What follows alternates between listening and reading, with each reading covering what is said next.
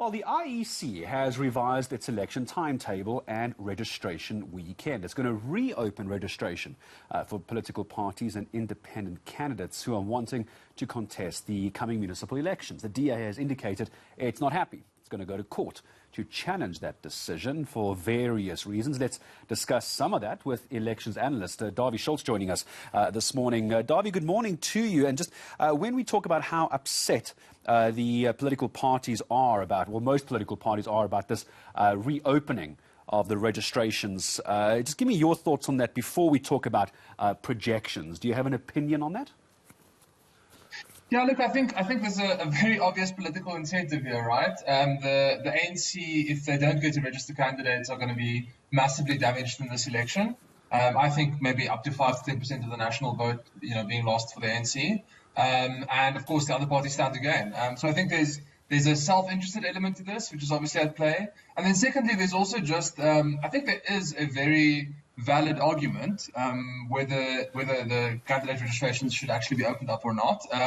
Honestly, I'm not a lawyer, so I don't have a very strong opinion myself, but I've spoken to quite a few lawyers. About half of them tell me the ANC or the Concourse judgment should not allow the ANC to register candidates. The other half tell me that they should be able to register candidates. So I think it is a legal uncertainty. So I suspect that we will only get clarity once the DA takes it to court and once there is a final decision in the court about this topic of re-registration of candidates.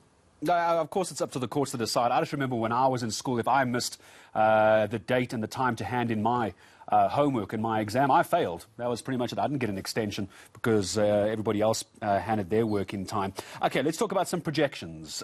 Shall we? How are we looking for? Let's call them the top three, if you will. I saw the Ipsos poll. Everybody, it seems, except the EFF, projected to be going a bit downhill. Dawie, what is your crystal ball showing you?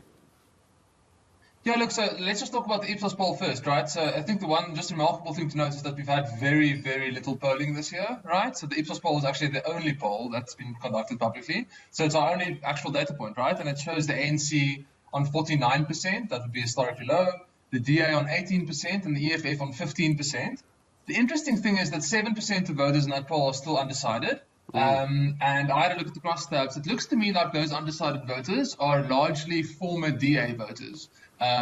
Which suggests to me that there's a little bit of space for the DA to pick up numbers in that particular poll. But the headline of that poll is just an incredibly strong number for the EFF, right? I think the EFF won, 10, 11% in the election in 2019. 15 is enormous, and I think it also explains why the ANC is coming in so low in that poll. There's a large number of former ANC voters who are polling EFF in that poll. Let's see if it holds, right? It's just a poll. One shouldn't overreact to it, but it's the first data point to suggest quite a lot of EFF strength going into the election. So that's the Ipsos poll. Just in the modeling I've done, look, historically what I've done is before elections, look at by-elections and use the by-election patterns that we see and try to project the actual results in the election. It's worked in the past, but I'm not going to do that this time around just because we haven't had enough by-elections this year. Having said that, we are able to form a kind of high-level expectation based on what happened in the 2019 election campaign, right? And the results that came from there. We know that these elections don't differ that much year by year. They're sort of slow moving over time. And the interesting summary for me about this is that all of the major metros this time around are actually going to be quite interesting. The Gauteng metros are all marginal. Where the ANC will probably be the largest party in all of the Gauteng metros, but it's going to be very close between the ANC and 50% in many of those, particularly in Tshwane. I think the ANC looks likely to come in below 50, but we'll have to wait and see. It's very close between the ANC and 50 in Joburg, with the sort of baseline number with the ANC coming in just under 50 in 2019, at least in Johannesburg. And in Ekurhuleni, they're just over 50, right? So, but it's going to be very close in those metros. And then the other one, which I think is an interesting one to note, which we've never really spoken about as a very closely contested metro previously, is eThekwini. The results from 2019 suggest the ANC coming in at about 53% in eThekwini, which would be historically low for them there. And why is that happening? It's because the EFF has picked up a lot of support in eThekwini. So it'll be interesting to see what happens in that metro. And of course, also none of these numbers include what Action SA is likely to do. We don't know how much support they'll get. There's no polling, no by-elections in them, but that's one massive uncertainty.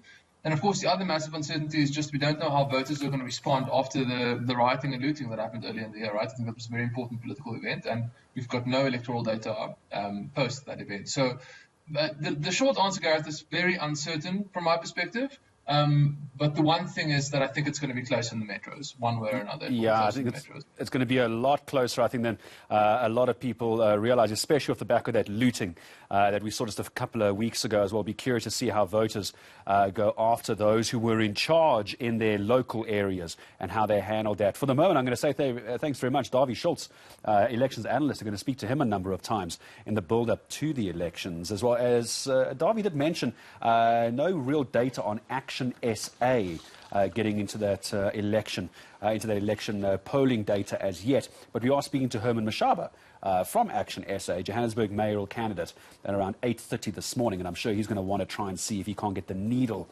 to move a bit more in his direction.